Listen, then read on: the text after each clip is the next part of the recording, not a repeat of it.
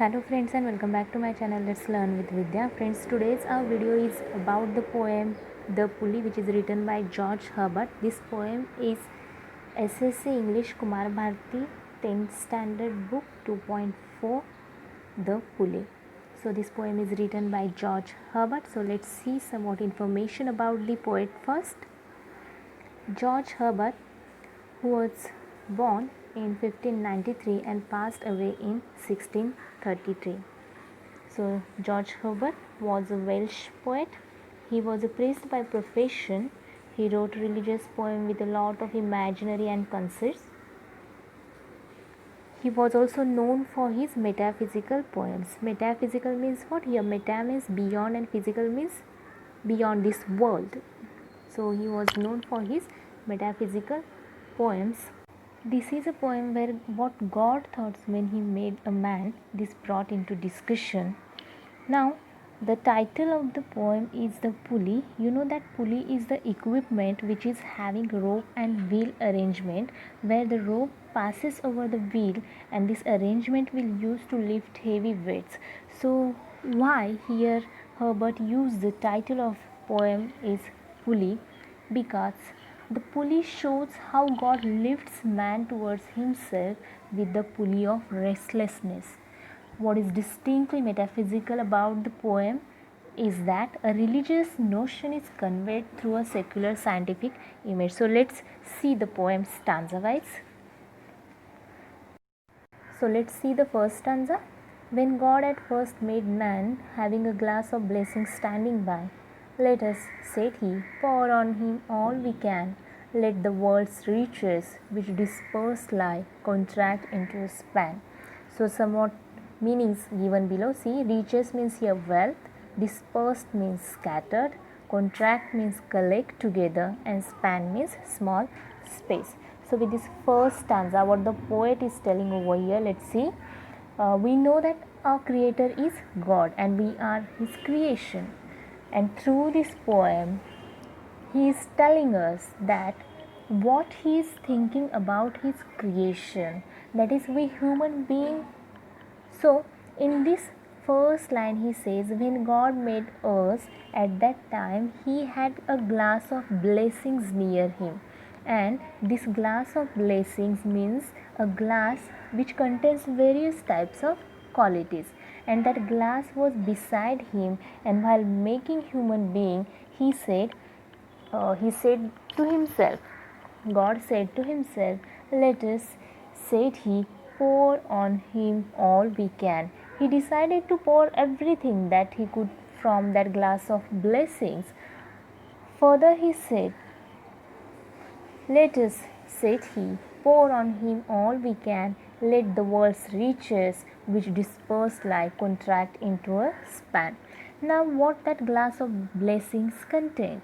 It had world's riches, means wealth. Whatever wealth in the world he wanted to pour, he wanted to give his creation, which dispersed lie. Dispersed means here scattered lie. Whatever world's riches are scattered everywhere, he collected. Contract means here collect together, and he wanted to give it to his creation, that is human being. So let's see in next stanza what the poet says further. So strength first made a way, then beauty flowed, then wisdom, honor, pleasure. When almost all was out, God made a stay, perceiving that alone of all his treasure rest in the bottom lay. So here new word is perceiving. Perceiving means here noticing or becoming conscious of something.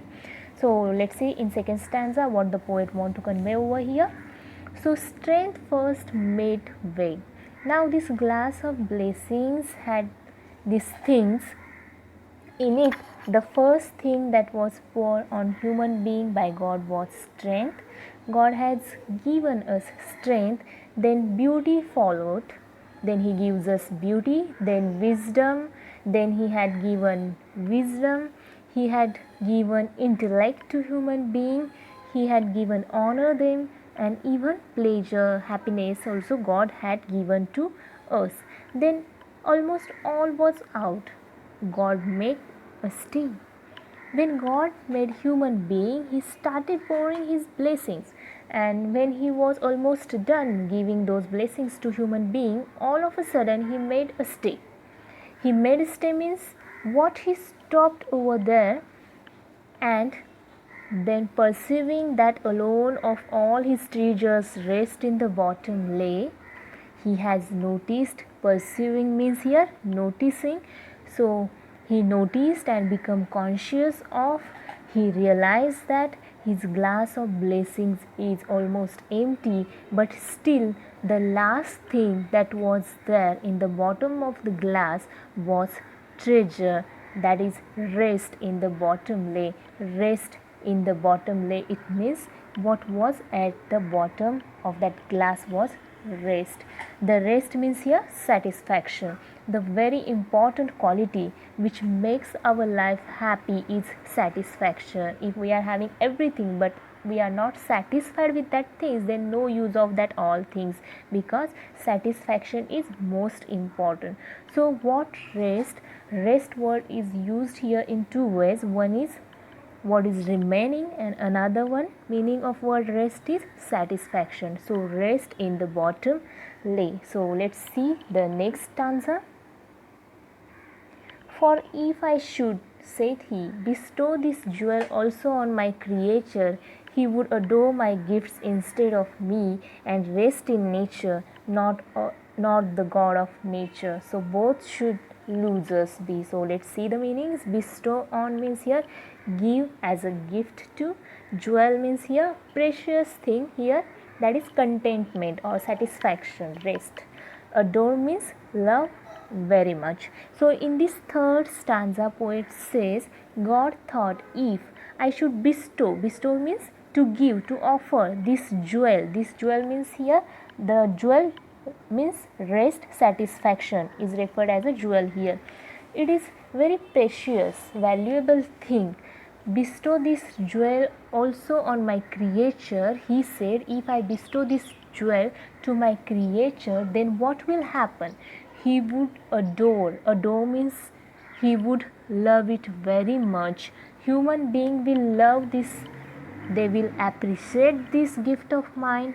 He would adore my gifts instead of me.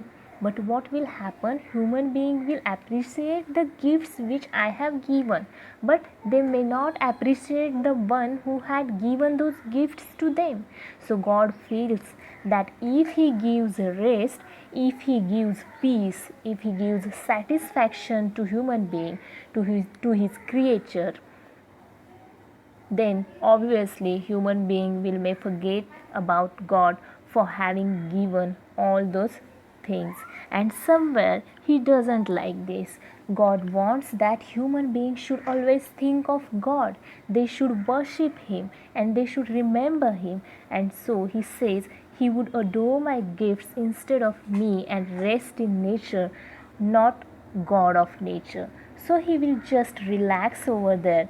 He would not find it very easy to remember me, and hence I have to do something. Otherwise, we both would be losers, because ultimately human beings are created by God, and so God wants that His creation should return to Him. So let's see the next stanza.